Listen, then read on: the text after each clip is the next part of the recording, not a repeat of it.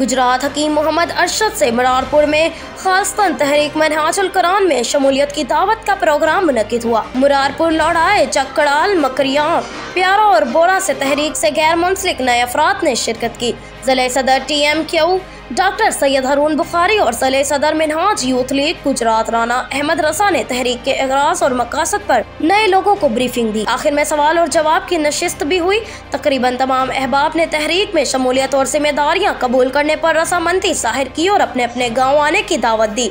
करीबी देहात से आने वाले अहबाब ने अंदिया दिया कि वो अपने जानने वाले लोगों को बुलाकर दावती प्रोग्राम को आगे बढ़ाने का एहतमाम करेंगे।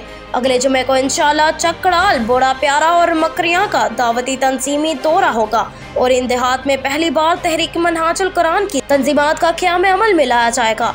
मुरारपुर में इस दावती प्रोग्राम की मेज़बानी यूनान से तशरीफ लाए हुए साथी चौधरी ताहिर गुज्जर साहब ने की, जबकि कारी अमीर अफजल साहब ने बेहतरीन इंतजामात किए।